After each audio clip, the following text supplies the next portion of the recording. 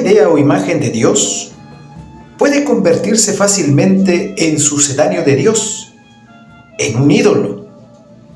La idea que uno se forma de Dios puede conciliarse con la ausencia total del Dios vivo. Jeremías no tiene ninguna idea de Dios. Para él Dios es abrumadoramente real. Está presente en su vida. No habla de él como si estuviera ausente. Vive como testigo de su palabra, impresionado por sus palabras. Los atributos de Dios no son teorías, conceptos, sino desafíos, mandatos, empujones. Jeremías, más que ideas sobre Dios, nos revela las actitudes de Dios. La presencia y sentimiento de Dios se le muestran ligados a su vida en las manifestaciones de la historia. Experimenta la palabra como una manifestación viviente de Dios que zarandea su existencia. Jeremías conoce a Dios en su vinculación con Él. Se ve afectado por las reacciones de Dios en la historia. Es partícipe de la pasión de Dios por los hombres.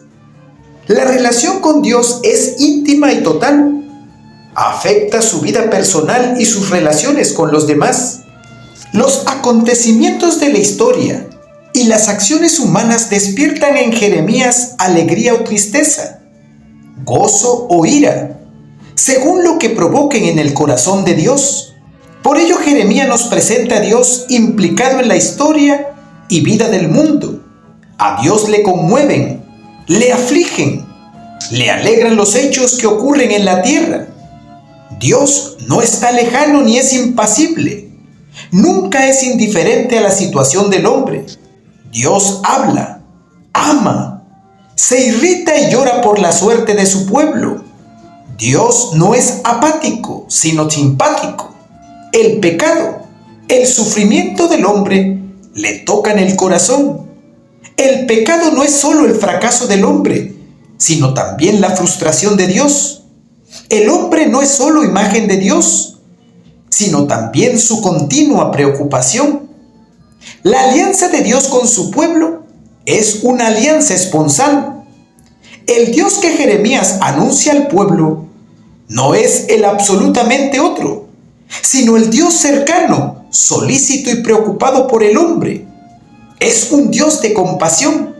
Si el hombre no es capaz de superar la distancia que le separa de Dios, Dios sí puede vencer esa distancia y encontrarse con el hombre en la bondad y el perdón. La misión de Jeremías es por ello una invitación a la conversión, pues Dios es rico en perdón. Jeremías se lo ha anunciado a Israel y se lo anuncia a Judá. Pondré en ellos mi vista y los devolveré a este país. Los reconstruiré para no derrocarlos y los plantaré para no arrancarlos.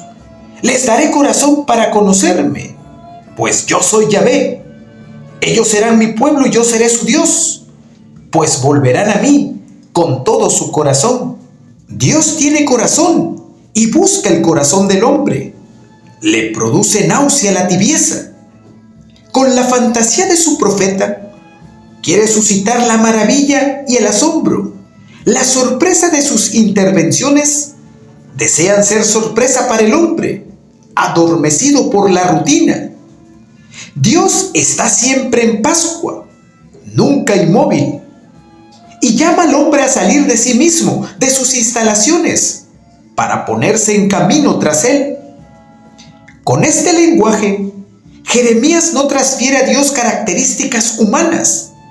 En ningún lugar de la Biblia se habla del hombre como misericordioso, lleno de gracia y bondad, lento a la ira, rico en perdón, que mantiene su amor hasta la milésima generación. Se trata de una percepción genuina de la relación de Dios con el hombre, más que de una proyección en Dios de rasgos humanos. Jeremías celebra el amor eterno de Dios, mientras proclama el pecado de presunción del hombre, el escándalo de la idolatría, y por ello, la seriedad de la ira de Dios. Yahvé es el Dios vivo y el Rey eterno. Cuando se irrita, tiembla la tierra, y las naciones no aguantan su indignación. Dios no puede permanecer indiferente ante el mal, porque el mal es malo. Lo que el hombre se hace a sí mismo o a los demás conmueve las entrañas de Dios y no puede dejar al hombre instalado en el mal. Ante el mal se despierta la cólera divina. Un Dios sonriendo indiferente ante el horrible del pecado es inconcebible para Jeremías. Solo la conversión del hombre puede frenar el enojo de Dios. Enmendad vuestros caminos y vuestras acciones. Escuchad la voz de Yahvé, vuestro Dios, y Yahvé se arrepentirá de las amenazas que ha pronunciado contra vosotros. Es algo que Jeremías no se cansa de repetir. La cólera de Dios no es una tormenta ciega que busca suscitar el espanto. Jeremías nos revela el corazón de Dios. Dios no se complace en desatar su enojo. Yo soy Yahvé, que establezco sobre la tierra la bondad, el derecho y la justicia, porque me deleito en ellas. Me regocijaré haciéndoles el bien. Los plantaré en esta tierra firmemente, con todo mi corazón y con toda mi alma. Como Dios se complace en la bondad hecha por el hombre, así se deleita en hacerla Él. Solo la maldad del hombre enciende su ira. Sobre las ruinas de Jerusalén, después de su devastación, la palabra de Dios se alzará casi pidiendo disculpas. ¿Por qué te quejas de tu herida? Irremediable es tu sufrimiento por tu gran culpa. Por ser enormes tus pecados, te he hecho esto. Por ello la ira dura un momento, mientras que su amor perdura eternamente. Una y otra vez, Jeremías repite que el amor de Dios es eterno, cosa que nunca dice de la ira. Cuando el piadoso israelita pregunta si Dios va a estar enojado por siempre, la respuesta es que solo hasta que el pecador se convierta a Él, no estará airado mi semblante contra vosotros, porque soy piadoso y no guardo rencor para siempre, pues el Señor no desecha para siempre, sino que aflige. Tendrá compasión según la abundancia de su amor. Por ello Jeremías puede orar en favor del pueblo.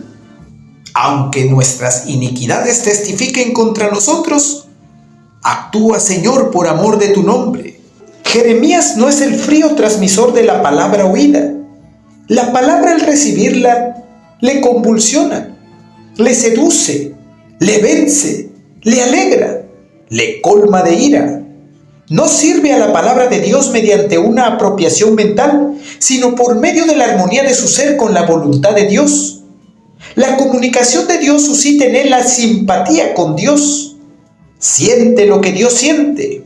En su predicación refleja el amor apasionado de Dios, con todas sus manifestaciones de piedad, cariño, celos y enojos. Por ello, quienes rechazan la palabra de Dios, rechazan también al profeta, identificado con la palabra que anuncia. Dios no espera del hombre únicamente que crea en Él, sino que le ame con todo el corazón, con toda el alma y con todas las fuerzas. Corazón, alma y fuerzas del profeta están implicadas en su misión. El profeta no es un sabio, sino un amante seducido, ligado a Dios. La pasión de Dios está en él, le conmueve. La palabra de Dios en su boca no es el calmado fluir de lo que ha acumulado en largas reflexiones. La palabra de Dios sale de su boca como un rayo que le atraviesa y estremece totalmente. Cae en él como una tormenta que abruma su vida interior, sus pensamientos, sentimientos, deseos y esperanzas. La palabra se adueña de su corazón y de su mente. La palabra le da por ello la fuerza de actuar contra todo el mundo. La parresía es el fruto de la palabra que vence toda la debilidad o cobardía del profeta. Con frecuencia sus palabras se asemejan al trueno. La sacudida que ha recibido de Dios le impulsa a un desbordamiento de todas sus emociones. El profeta es extraño para quien le contempla desde fuera, sin sentirse implicado en sus oráculos. No cabe tener una mera conciencia intelectual de un sufrimiento o de una alegría. Eso sería como contemplar un baile sin oír la música que mueve los pies a su ritmo. La armonía de Jeremías con Dios le identifica con el sentir de Dios. Abierto a la presencia de Dios, Dios le empapa y se confunde con su enviado. Jeremías, en sintonía con Dios, lleva en sí mismo lo que está aconteciendo en Dios. Al sintonizar la longitud de onda de Dios, el diálogo se traduce en la simpatía, en padecer lo que Dios padece y alegrarse con lo que se alegra Dios. Esta simpatía con Dios explica el celo de Jeremías, que le lleva a arriesgar la vida por transmitir el mensaje de Dios o alejarse del pueblo a quien ama intensamente. El lazo de comunión con Dios rompe todos los otros lazos. Esta identificación con Dios no es fruto de la piedad del profeta, es fruto simplemente de la vocación recibida.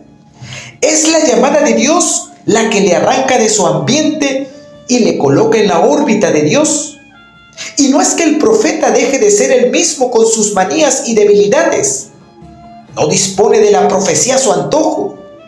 Jeremías debe ser llamado para responder, debe recibir la palabra para transmitirla, necesita la orden para cumplirla. La comunión de Jeremías con Dios, su experiencia y sufrimiento en sintonía con las preocupaciones y aflicciones de Dios respecto al mundo, suponen un abandono total que no puede ser fruto de su deseo, sino obra de quien le consagró como profeta desde antes de ser concebido en el seno de su madre. En esta consagración, Jeremías recibió el ser propio de profeta. Así Jeremías acopla su corazón al corazón de Dios.